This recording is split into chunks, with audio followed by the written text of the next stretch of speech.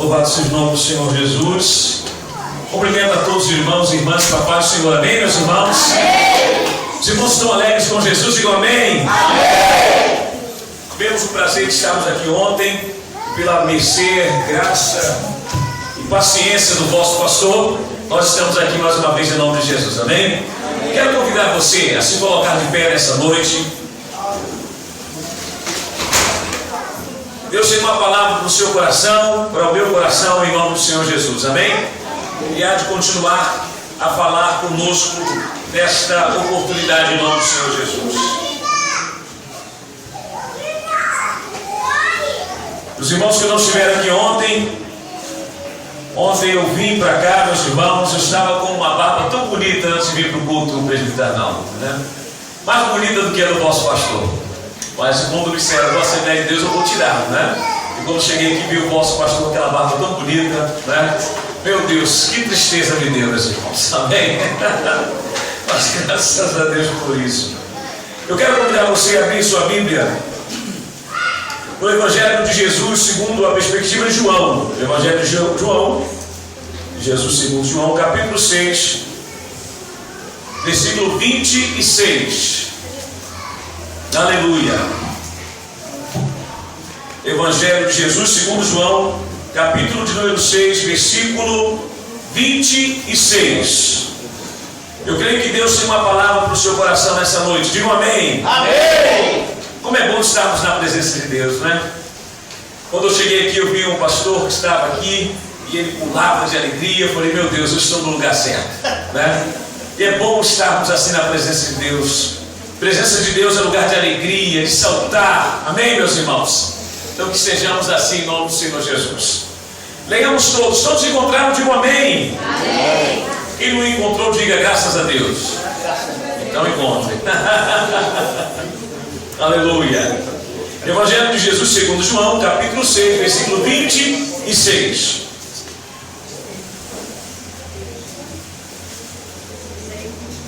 Seis, 26. Glória a Deus. Evangelho de João 6, 26. Leamos a palavra de Deus. Jesus respondeu e disse-lhes: na verdade, vos digo, que me buscais, não pelos sinais que vistes, mas porque comeste do pão e vos saciastes. Amém? Vamos ler novamente? Respondeu-lhe Jesus e disse-lhes: na verdade vos digo, que me não buscais pelos sinais que vistes, mas porque comeste do pão e vos saciastes. Podeis sentar em nome do Senhor Jesus. Essa tarde eu estava pensando que Deus poderia falar ao meu coração e ao teu coração nessa noite. E oramos ao Senhor, porque nós temos pedido a Deus que o Senhor nos dê a sensibilidade do Espírito, para que nós possamos compreender o que Deus tem a falar conosco. O que falta às vezes em nós é essa sensibilidade de Deus. Às vezes nós entramos no templo, cantamos no templo, oramos no templo, pregamos no templo, saímos do templo e nada aconteceu na nossa vida. E às vezes nós nos perguntamos o porquê que nós entramos e saímos e não houve sequer uma resposta da parte de Deus. Mas Deus desde o começo está falando conosco. Deus desde o começo está falando, respondendo às nossas indagações. E nós, por estarmos insensíveis à voz de Deus, nós não conseguimos ouvir a voz do Senhor ao nosso coração. Eu acho lindo quando o salmista no Salmo 84, se não me falha a memória, ele diz que ele olha para o templo e ele vê que o pardal ele achou casa no templo do Senhor. Aleluia! Tanta coisa para o salmista olhar no templo, e ele olha um ninho de um pardal na casa de Deus. Isso é sensibilidade espiritual. Deus está falando, Deus está tocando, Deus está operando, Deus está trabalhando, e às vezes nós estamos desligados. Mas eu louvo a Deus por essa igreja, porque quando eu cheguei aqui o Senhor já estava nesse lugar. Os irmãos estavam glorificando a Deus, alegres na presença de Deus, porque nós aprendemos desde pequenos, com o Salmo de número 100, que ao Senhor nós devemos servir com alegria. Aleluia! Entrar pelas suas portas com cântico, aleluia! Isso é bom. Então nessa tarde eu estava pedindo a Deus uma palavra, e o Senhor nos deu esse texto para que nós conversássemos acerca dele. Essa semana eu estava lendo alguma coisa E eu queria até compartilhar com os irmãos, até eu imprimi é uma poesia muito bonita de uma poeta. Ela diz assim: a vida é constituída de trocas. E ela vem dizer: penso eu que na vida tudo é uma troca. Trocar é perguntar, é tomar lá da cá. Ninguém vive sem trocar nada.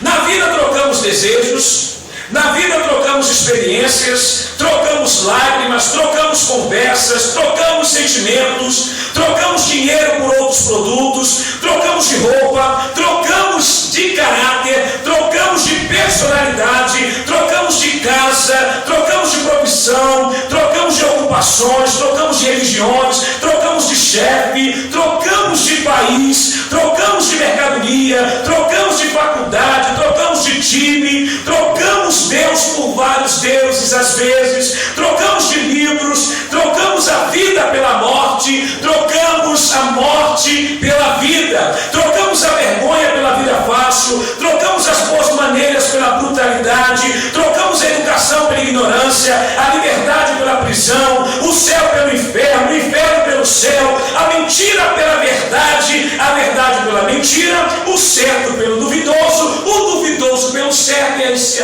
vai. Não é verdade? A vida é feita de trocas. Nós trocamos constantemente, seja sentimento, seja de roupa, seja de bens. A vida era literalmente uma troca.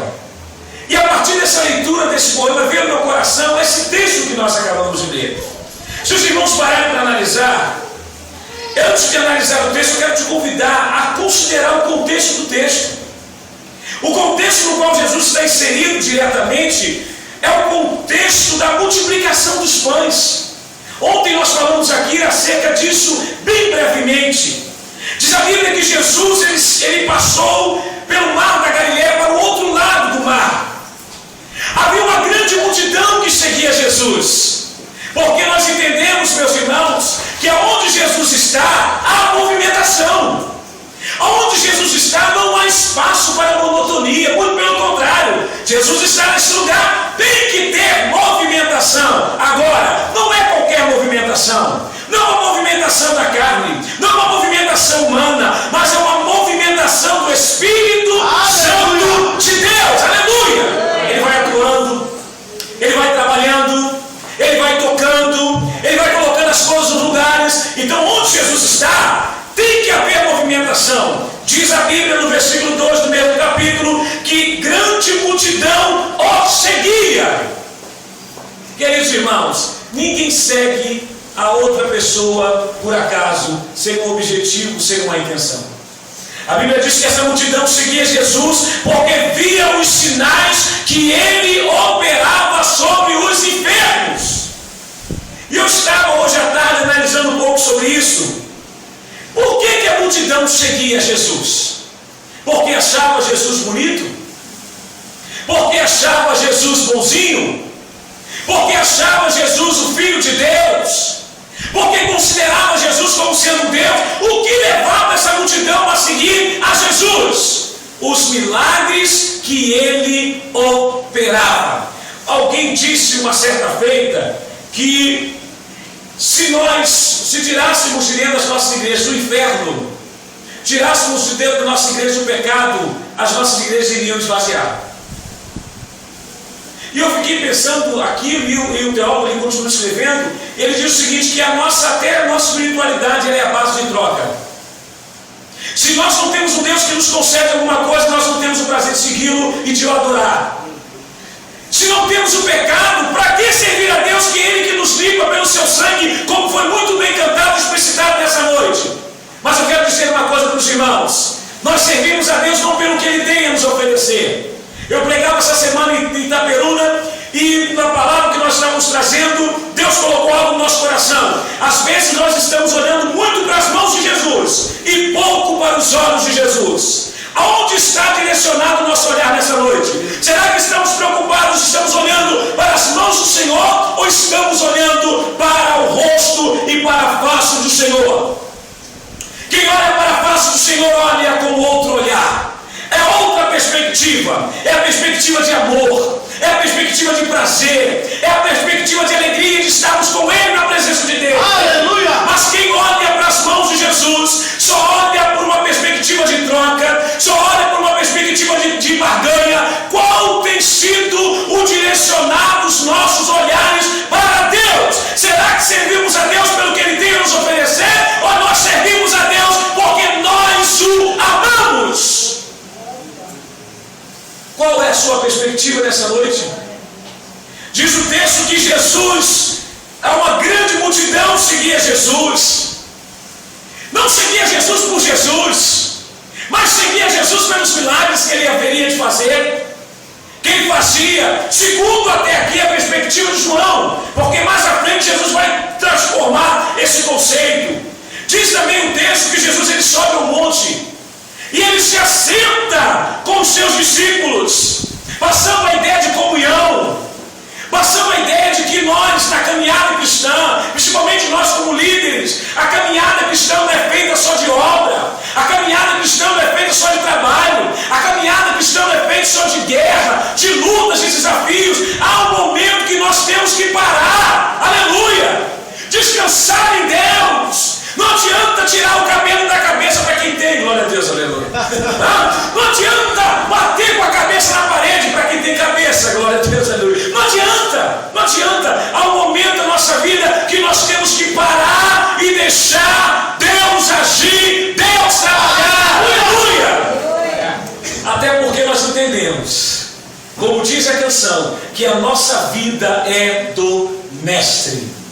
A sua vida não está alheia, a sua vida está nas mãos do Senhor. Ele sabe do que você precisa e muito mais do que isso, aleluia. Porque entre o ser e o ter, eu fico com o ser. Deus está preocupado com o que você é, aleluia. Há um texto da Bíblia que me chama muita atenção, quando o salmista no Salmo 139 ele diz: Senhor, Tu me sondas e me conheces. Aleluia. Às vezes nós andamos com as pernas dos outros, nós falamos com a fala dos outros, nós agimos como os outros querem que nós ajamos. Mas eu quero dizer para você que Deus não está interessado nisso, porque Ele sabe quem é cada um de nós. Ele conhece você por dentro e por fora. Antes mesmo que nós abramos as nossas bocas, os nossos lábios, o Senhor sabe aquilo que nós haveremos de não pedir. Ele nos sonda e Ele nos conhece, aleluia.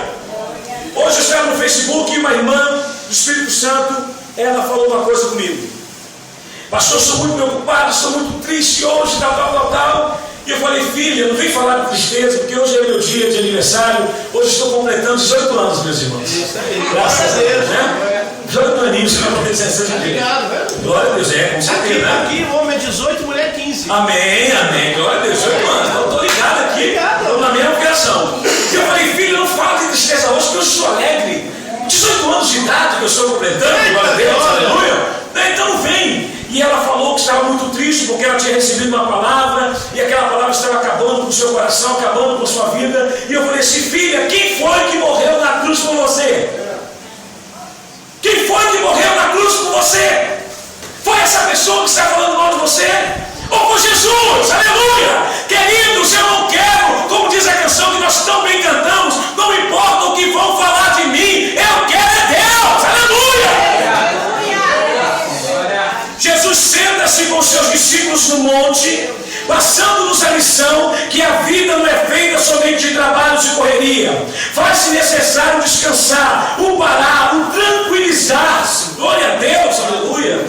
A lição da multiplicação dos pães nos dá uma outra perspectiva. Jesus chega no versículo 5 a Filipe e diz assim: onde compraremos pães para estes comerem?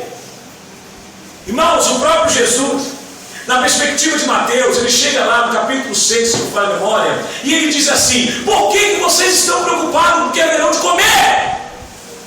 Por que vocês estão preocupados com o que haverão de beber?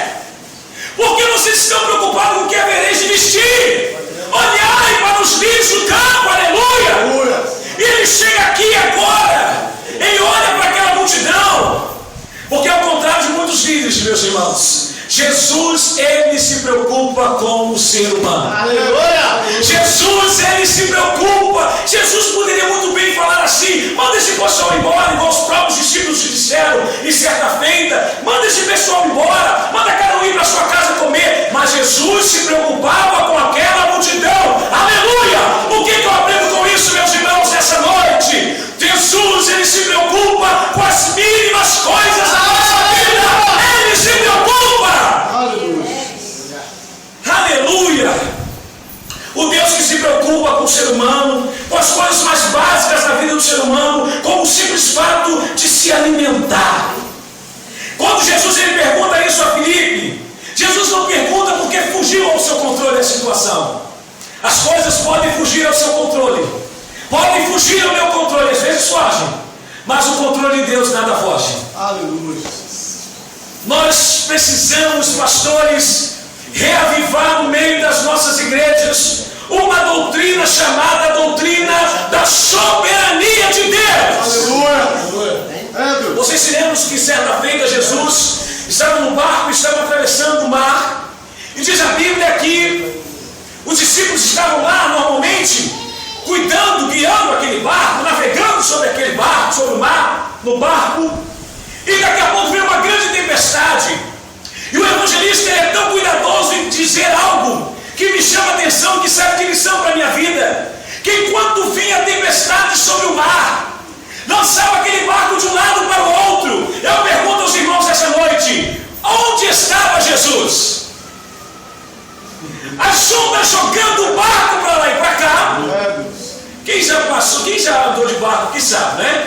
Eu vivi muitos anos, 5 anos, muitos não, 5 anos, que eu sou novo, né? Eu tenho 18, então na época eu vivi um tempo na Bahia, e lá nós tinha um campo grande que nós trabalhávamos lá, e de vez em quando nós tínhamos que visitar as congregações.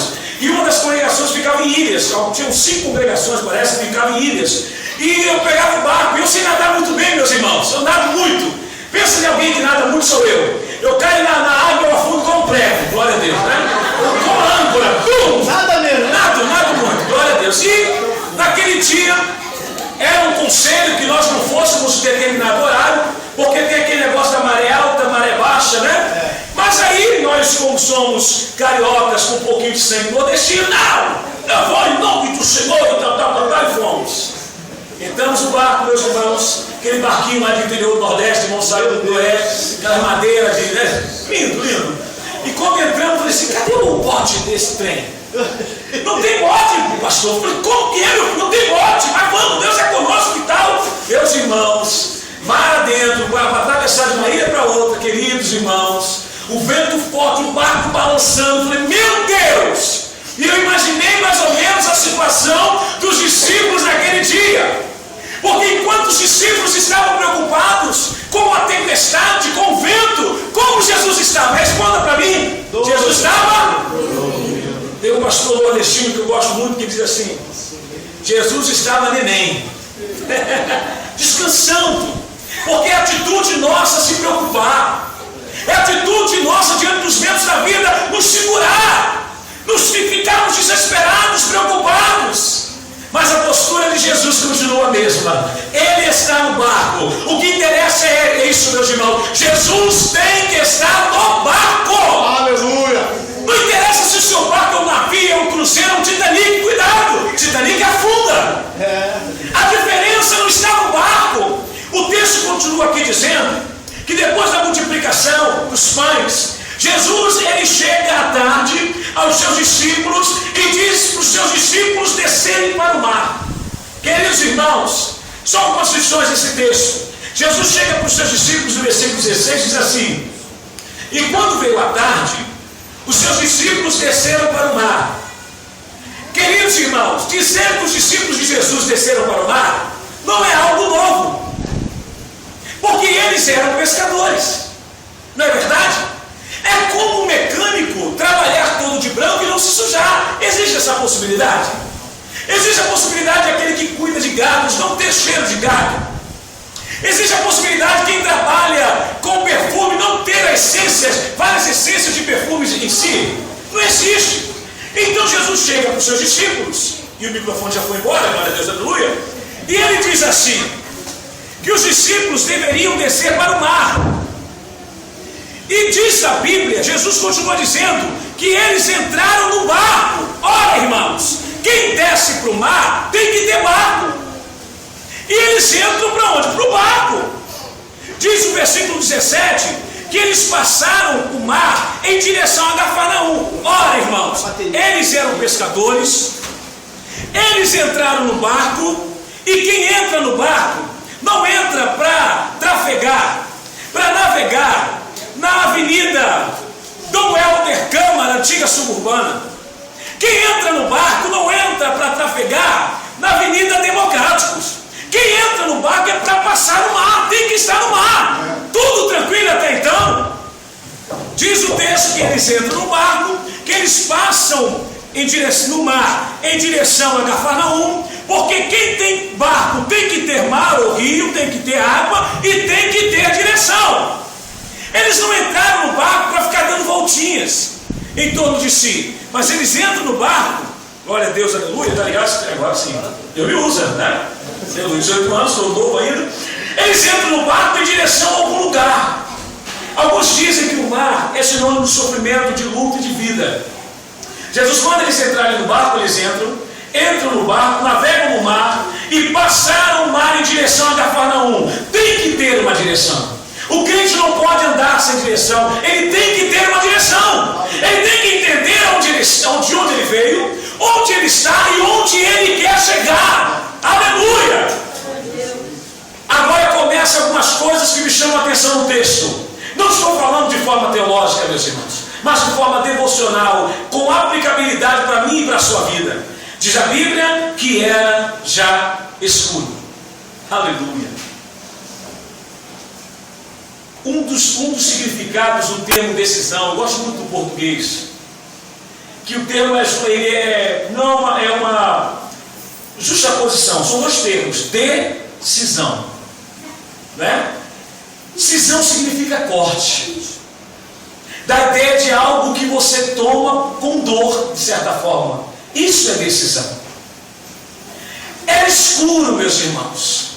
Todos nós sabemos que os discípulos de Jesus, eles tinham controle da situação, eles tinham, entre aspas, o controle do mar, mas diz a Bíblia que era escuro. E o Espírito de Deus falava comigo nessa noite que não adianta você tomar decisão no escuro, tem que ter luz de Deus na sua vida. Aleluia! Mas eu sou navegador, eu sou pescador, e dizem alguns que conhecem, não sei nada de barco, só sei que no mar tem água e a água é molhada. Mas dizem, alguns gostam de pescar durante a noite, durante a madrugada. Não sei porquê, mas os irmãos devem saber. Mas era escuro. Eles saíram com a promessa de Jesus que eles iriam atravessar o mar e chegar do outro lado. Tudo bem, mas era escuro. Não tome decisão nessa semana às escuras. Aleluia. Não toma! O negócio tem passado, deixa de se passar. O negócio está enrolado, deixa de rolar. Não adianta ser ansioso. Deixa Deus guiar você. Aleluia. Os discípulos desceram para o mar, tranquilo. Entrarem no mar, tranquilo. Atravessarem o mar em direção a uma cidade, tranquilo. Até aí tudo bem, meus irmãos. Agora a coisa começa a complicar quando diz que já era escuro, mas também tranquilo, porque eles entendiam o que era o mar, eles conheciam aquele ambiente. Mas o grande problema, meus irmãos, está na última parte desse texto, que diz assim: e ainda Jesus não tinha chegado perto deles. Eu vou sair daqui e vou para Duque de Caxias. Pensa num lugar bonito, meus irmãos. Glória a Deus.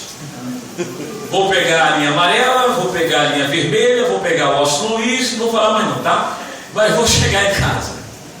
Quando eu troco de marcha, eu não troco de marcha assim, vou colocar a primeira, depois de 10 km a segunda, depois de... Não, é automático, concorda comigo?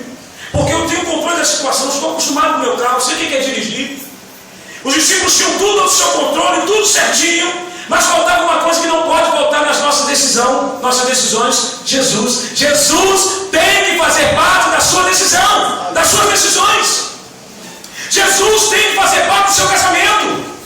Jesus tem que fazer parte dos seus sonhos. Jesus tem que fazer parte dos seus projetos. Vocês esqueceram Quando diz lá em Provérbios 16 ou 18, diz assim: do coração do homem vem os planos, mas do Senhor, da boca do Senhor vem o quê? A resposta. Para ter resposta de Deus, tem que ter plano do coração do homem. E o grande bonito disso não é só você ter planos, mas você ter atitudes. É até meio difícil falar isso aqui nessa noite. Mas qual é o nosso propósito de buscar a Jesus? Olhamos para o seu rosto ou olhamos para as suas mãos? Somos maduros em Deus? Eu costumo dizer uma coisa e é verdadeira. Há 3 respostas de Deus para você nessa noite. 3 respostas para todos nós que entramos aqui, independente de indagação. Há 3 respostas imediatas de Deus para cada um de nós. Primeira resposta, um sim. Deus pode dizer sim para você nessa noite. Quem quer ouvir sim de Deus nessa noite? Diga amém. Amém. Amém. Mas tem a segunda. Quem quer ouvir a segunda resposta de Deus? Não. O não é pedagógico. À primeira vista o não nos faz mal. Já viu o filho quando chega com o pai? Pai, eu quero andar de bicicleta, eu quero fazer isso aqui. O pai diz assim: não. Não faz mal no primeiro momento.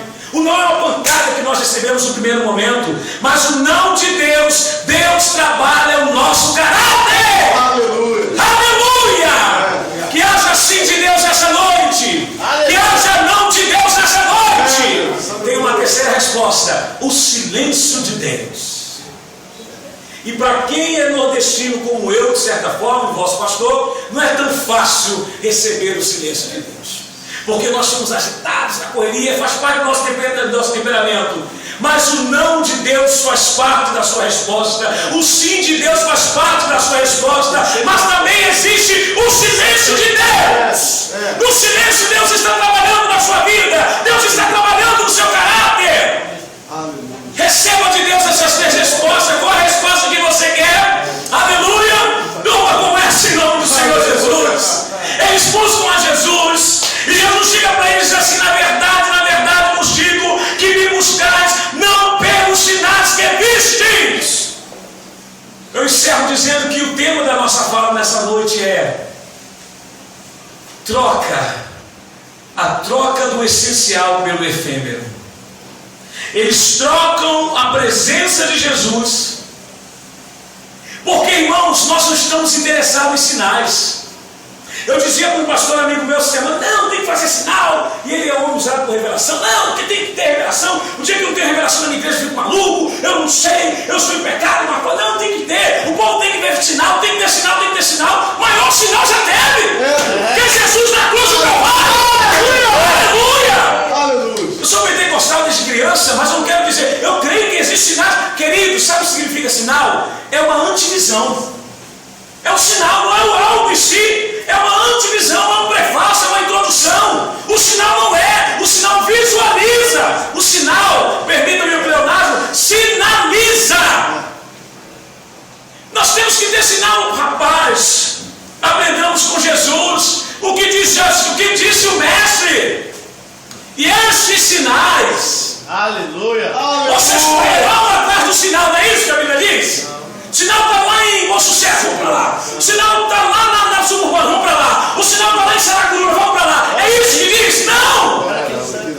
Os sinais seguirão, aleluia! Aos que creem! O que disse o Salomão lá em Provérbios? Que a bênção do Senhor está onde? Está sobre os justos. A bênção de Deus está com você, está em você, está sobre você, em nome do Senhor Jesus. Eles trocam, queridos. Vamos ser sinceros nessa noite. Entre o sinal de Deus e o Deus do sinal, fiquemos com Deus. Aleluia. Entre a cura de Deus e o Deus da cura, fiquemos com Deus da cura. Entre a porta que Deus abre e o Deus que abre a porta, ficamos com Deus que abre a porta. Aleluia. Entre uma teologia furada da prosperidade prosperidade. E o Deus que faz prosperar, fiquemos com o Deus que faz prosperar. Aleluia! Entre os pináculos da vida oferecidos por Satanás e os desertos guiados pelo Espírito, desejamos os desertos de Deus.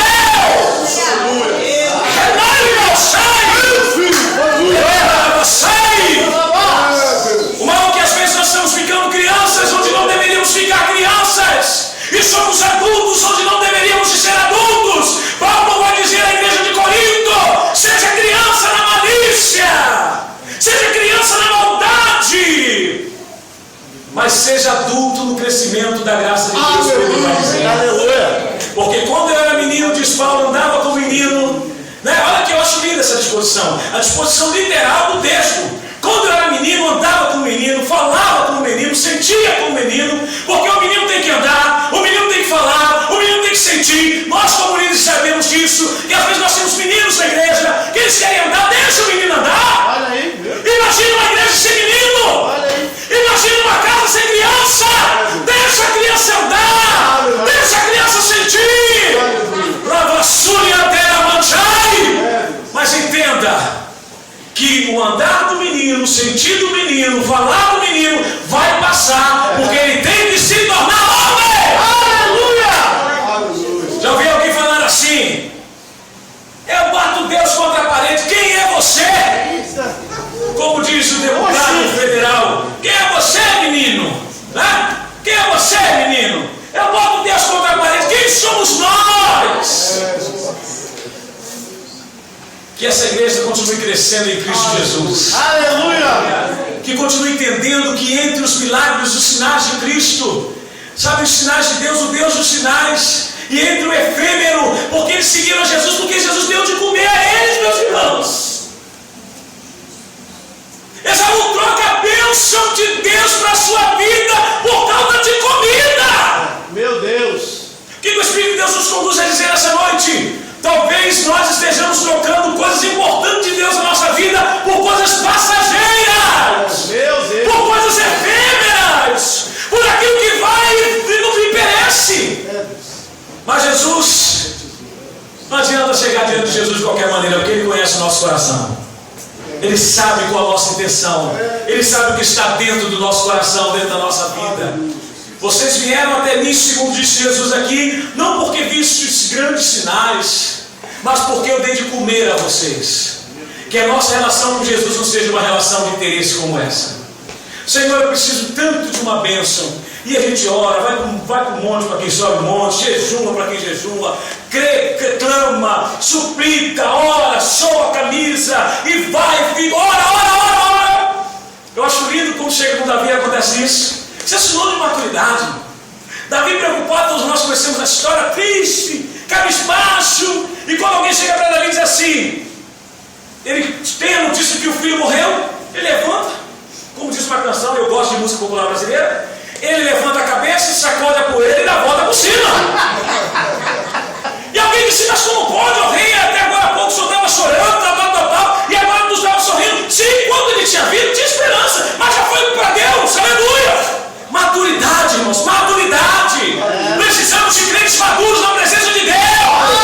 Crentes que saibam dobrar o joelho. E eu sou pentecostal e tradicional dizer que desce a casa do olheiro, que coloca a boca no pó, boca no pó, não leva travesseiro. Eu ainda sou novo, 18 anos. Eu estou junto. Né? Nós somos novos. Mas eu sou de uma corrente da igreja tradicional. Eu fui criado em meio de trabalho de oração sérios. Aleluia. A irmã Maria, a irmã Joaquim, a irmã Sala Efigênia, a irmã Dorca. Eu sou de uma linha de seriedade de oração. Glória a Deus. Por isso que Deus me manteve na minha juventude na presença de Deus.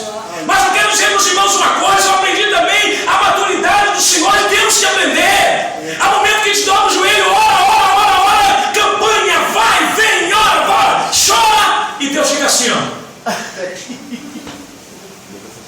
E aí o que você vai fazer? Continua. Como diz lá o nordestino, em alguns lugares, né? Uma vez eu fui num lugar, no trabalho de oração, e a irmã disse assim depois, no trabalho: irmão, eu sou crente, Deus me usa, mas o meu braço sabe como é, né? Se pisar no meu calo, eu rodo a baiana,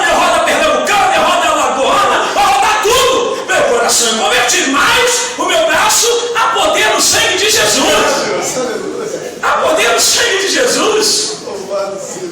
O Senhor abençoe sua vida.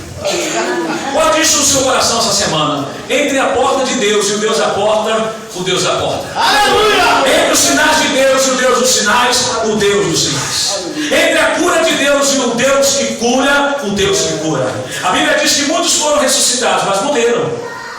Eu tinha um pastor amigo muito idoso e eu gosto de olhar para esse homem como referencial. Hoje falo do Senhor e ele dizia o seguinte, em praça pública, na época que a igreja ia para a praça, ele dizia assim, que o maior milagre de Deus na vida do homem é, a igreja dizia, cura da AIDS, cura do câncer, ressuscitar. E ele dizia, não, a maior cura do homem é a salvação da sua alma. Aleluia!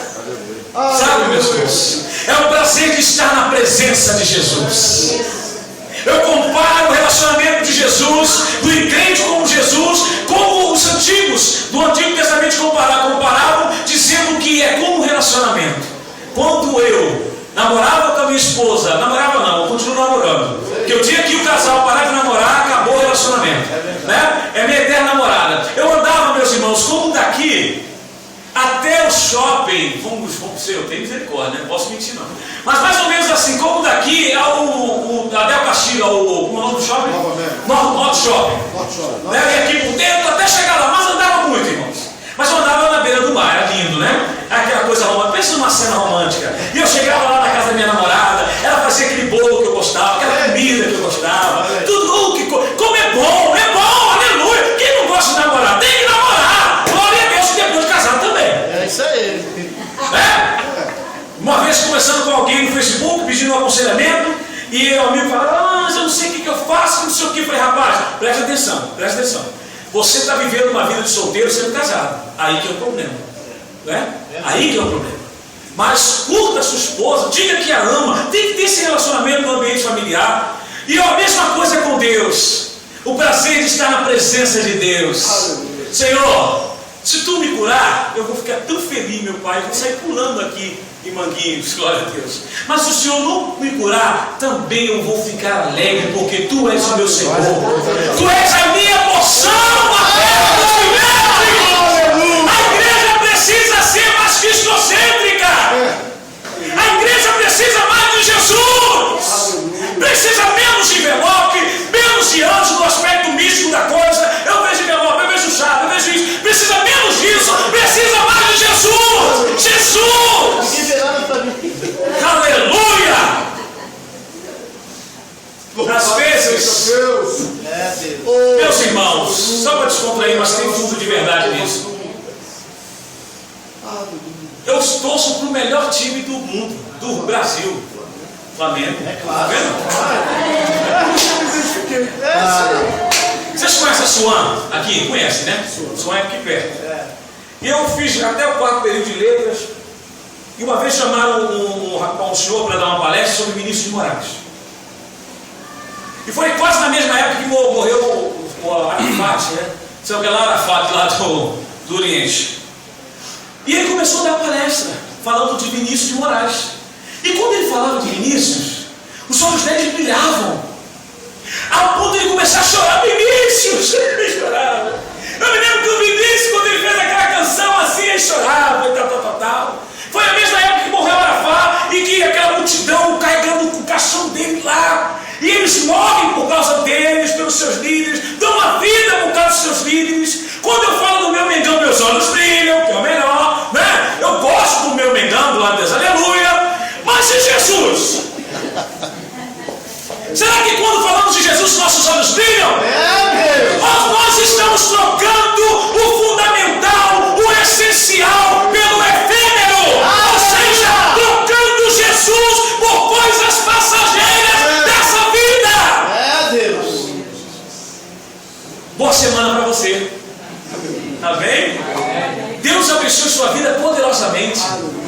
Que as decisões que vocês terão que tomar, que nós haveremos de tomar, que seja a partir de Deus, que seja em Deus, porque por Ele, para Ele, nele, sobre Ele, são todas as coisas, aleluia, a Ele glória, aleluia.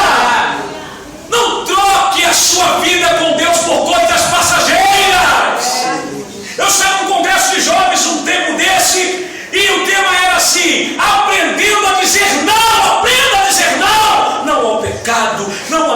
Bíblia, não ao encontro, e diga sim a Deus, a palavra de Deus, a vontade de Deus, o caráter de Deus, o Deus da bênção. Que o Senhor abençoe sua vida, em nome do Senhor Jesus. Boa semana, paz.